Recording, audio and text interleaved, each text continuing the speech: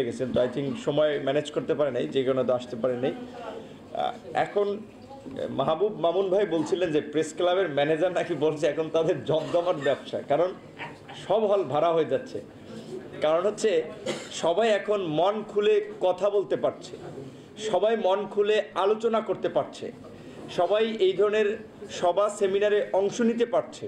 আগে যেটা তাদের মধ্যে একটা আতঙ্ক থাকতো যে এই সেমিনারে আসার কারণে তার কোনো সমস্যা হয় কিনা, সেটা পেশার প্র্যাকটিস কিংবা বিভিন্ন চাকরি বাকরিতে, তো এখন আর সেই অবস্থাটা নাই। তো এটা একটা এই স্বাধীনতার সুফল। কাজেই রাষ্ট্র সংস্কারে রাজনীতিবিদ, এনজিও, বিভিন্ন নেতৃবৃন্দ বিভিন্ন ধরনের অপিনিয়ন দিচ্ছে, আলোচনা করছে, মতামত দিচ্ছে। আইনজীবীদের গুরুত্বপূর্ণ সেই জায়গা থেকে আজকে আইনজীবীদের এই প্রোগ্রাম, আইনজীবী অধিকার পরিষদকে ধন্যবাদ জানাই। একই সাথে তাদের যেহেতু আপনার অনেকদিন ধরে একটা সমন্বয় কমিটি তারা কাজ করতেছিল, আমরাও টাইম এবং পরিবেশ পরিস্থিতির কারণে পূর্ণাঙ্গ কমিটির দিকে যেতে পারেনি, তো আজকে তারা নিজেরা আলাপ আলোচনা এবং মতামতের ভিত্তিতে 101 সদস্য বিশিষ্ট একটা করেছে বা একমত হয়েছে। এবং ভাই যেটা বলেছেন,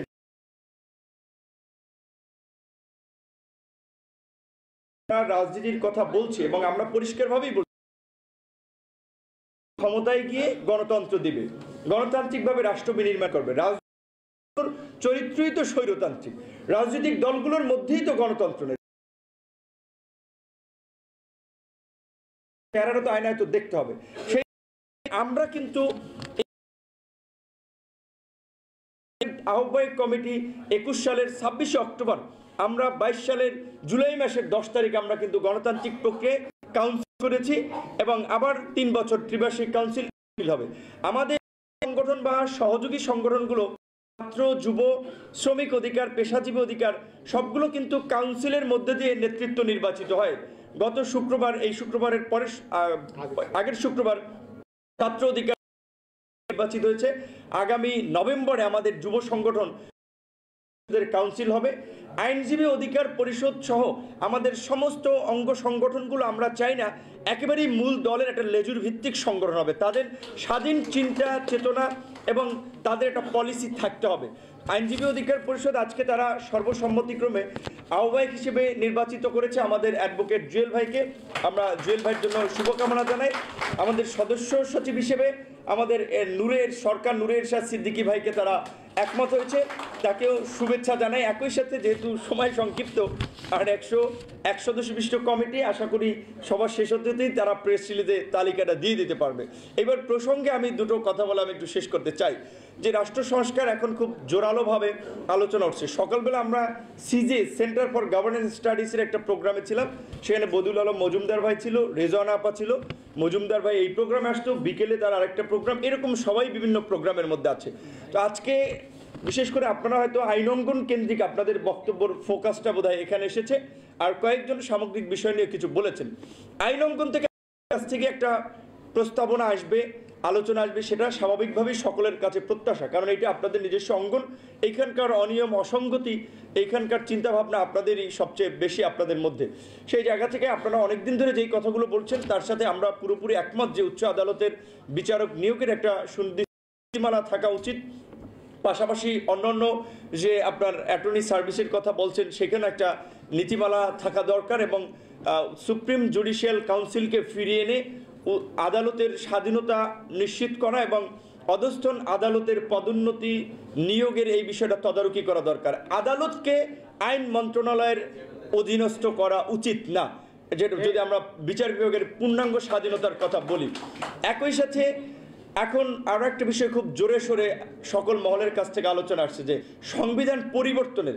এখন এটা আমি একটা নিজস্ব মতামত জোরে সোরে বললেই তো সেটা হবে না, সবাই যেটা বলছে আমরা এইখানে একমত হতে পারি যে পৃথিবীর বিভিন্ন দেশে এই ধরনের একটা ম্যাস মুভমেন্ট কিছুই পরিবর্তন হয়। বাংলাদেশের এই সংবিধান ৭২-এর সংবিধানের দোহাই দিয়ে এইখানে এই সংবিধানের আমি মুক্তিযুদ্ধের স্পিরিটকে রচিত হয়েছে বলা হলেও কার্যত বছরে আমরা দেখেছি মুক্তিযুদ্ধের বিরুদ্ধেই এই সংবিধান ব্যবহার করেছে এবং জনগণের ত্রুটি চেপে ধরার ক্ষেত্রে এই সংবিধান তো আমার গণতন্ত্র, আমার মানবাধিকার, আমার মৌলিক অধিকারের সুরক্ষা দিতে পারে না গত 53 বছরে। কাজেই এই সংবিধান বাতিল করে নতুন সংবিধান রচনা করা, এটা করা যেতে পারে, সেক্ষেত্রে আমাদের আপত্তি নাই।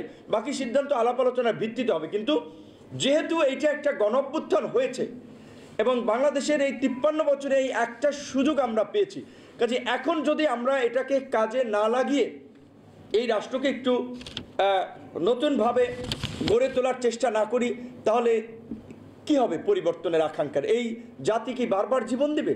52-তে দিয়েছে, 71-এ দিয়েছে, 90-এ দিয়েছে, 7 সালে দিয়েছে, 24-এ দিয়েছে, আবার কয়েক বছর পরে দিবে? এখানে হাইকোর্টের প্রধান বিচারপতি সহ কয়েকজন বিচারপতি পদত্যাগ করেছেন। আমি নিশ্চয়ই এই কথার সাথে একমত না। শেখ হাসিনা সবাইকে খারাপ করেছেন, সবাইকে করাপ্টেড করেছেন। যারা ভালো মানুষ আছে, পেশাদার আছে, তাদের প্রতি আমাদের সংহতি থাকবে। যারা দুষ্ট লোক ছিলেন, অসৎ দলবাদ ছিলেন, তাদের বিরুদ্ধে ব্যবস্থা নেওয়া, তাদেরকে চাকরিচ্যুত করা, শাস্তির মুখোমুখি করা, এটাই আন্দোলনের স্পিরিট। সুপ্রিম কোর্টের হাইকোর্টের যে 25 জন বিচারপতিকে চিহ্নিত করেছেন আইনজীবী নেতৃবৃন্দ, এখন পর্যন্ত তাদের বিরুদ্ধে কোনো ধরনের ব্যবস্থা নেওয়া হয় নাই।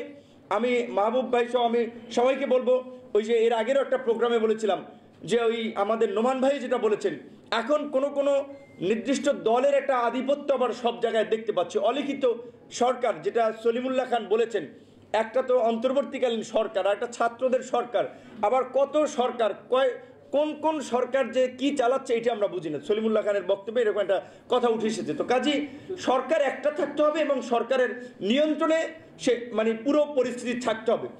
বার বেঞ্চ সহ সামগ্রিকভাবে রাষ্ট্র পরিচালনায় যোগ্যদেরকে স্থান দিতে হবে, সেটা আইন অঙ্গন থেকে শুরু করে সর্ব জায়গায়। তো সেই জায়গা থেকে এই যে জেলা আপনার আদালত, জেলা পর্যায়ে যে আপনার পাবলিক প্রসিকিউটর কিংবা অন্যান্য যে অ্যাপয়েন্টমেন্টগুলো হচ্ছে, অবশ্যই কোনো বিশেষ দলের আধিপত্য যদি সেখানে থাকে, তাহলে আপনি কীভাবে ফেয়ার ইলেকশন বা লেভেল প্লেইং ফিল্ডের কথা ভাববেন?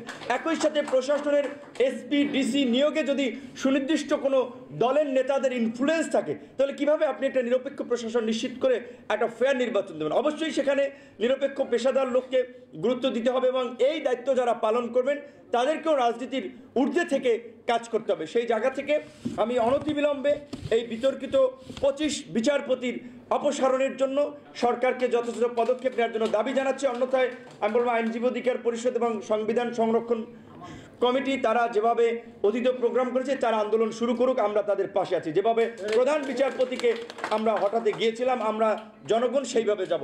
তবে একই সাথে এই মব জাস্টিস, এই প্রবণতা থেকে আমাদের বের হয়ে আসতে হবে যে মানুষকে এইভাবে পিটিয়ে মেরে ফেলা, আপনারা দেখেছেন পুরো তরুণ তথা ছাত্র সমাজকে নিয়ে একটা ভুল ধারণা তৈরি হচ্ছে।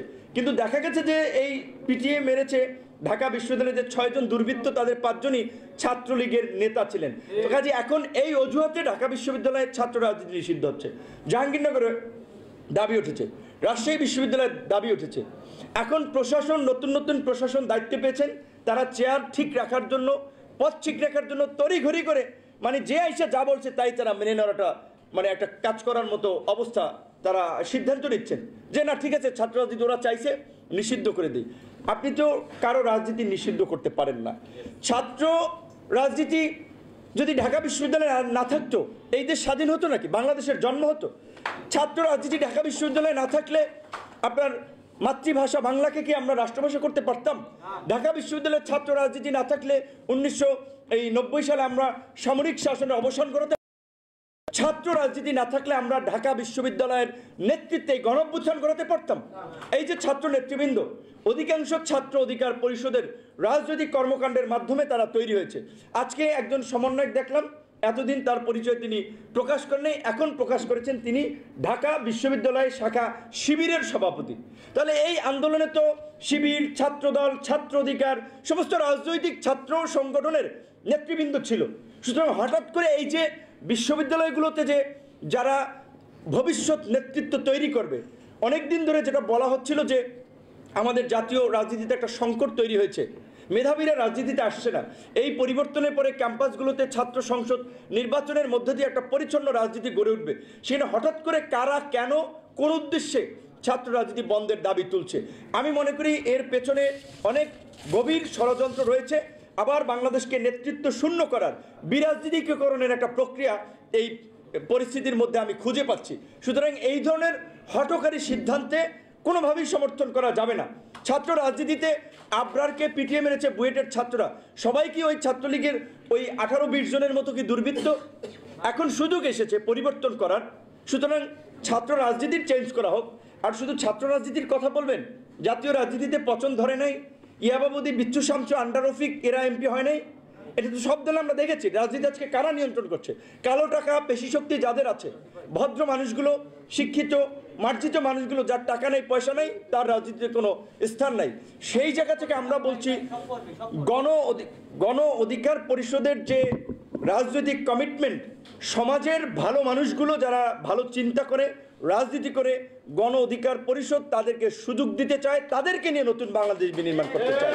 সেজন্য আমরা বলি আপনারা আসেন, এই যে আপনাদের দল, আমরা উদ্যোক্তা, আমরা উদ্যোগ নিয়েছি, আপনারা এগিয়ে নেন। আপনারা এই দলে এসে নীতি নির্ধারণী ফোরামে ঢুকেন। এই দল কোনো পরিবারতান্ত্রিক দল না। এই দল অমুক নেতার সাইনে সভাবে তমুক নেতার সাইন হবে না, পুরো একটা ডেমোক্রেটিক দল। আজকে এই আমাদের এখানে আসতে লেট হয়েছে, আজকেও কেন্দ্রীয় কার্যনির্বাহী কমিটি। সুতরাং এই যে 2018 সালে আমরা তো কোটা সংস্কার আন্দোলন করেছিলাম, তো আমরাও তো থেমে যেতে পারতাম, চাকরিতে ঢুকে যেতে পারতাম। আমাদের কাছে যখন মনে হয়েছে কোটার একটা বিষয় আমরা পরিবর্তন করতে পেরেছি, এরকম শত সহস্র, সেটা পরিবর্তন করবে কারা? যে প্রত্যাশা সেই ধরনের সৃজনশীল সেটা হচ্ছে জাতির সামনে নাই। যে কারণে কিন্তু আমরা রাজনৈতিক দল কি হয়, কেউ সামরিক ছাউনি থেকে দল করেছেন, তারপরে আপনার বিস্তৃত করেছেন, কেউ ক্ষমতায় থেকে দল করেছেন। আমরা পাইপলাইন তৈরি করেছি আগে, ছাত্রদেরকে, যুবকদেরকে, পেশাজীবীদেরকে, শ্রমিকদেরকে, প্রবাসীদেরকে সংগঠিত করে ছাত্র অধিকার, যুব অধিকার, শ্রমিক অধিকার, প্রবাসী অধিকার, পেশাজীবী অধিকার তৈরি করে 18 থেকে 21 সাল পর্যন্ত তৈরি করে 21 সালের 26 অক্টোবর আমরা রাজনৈতিক দল হিসেবে আত্মপ্রকাশ করেছি। এবং তৎপরবর্তী আমরা দেখেন 1 বছরের মধ্যে নির্বাচন কমিশনের যে ঘোষিত শর্ত,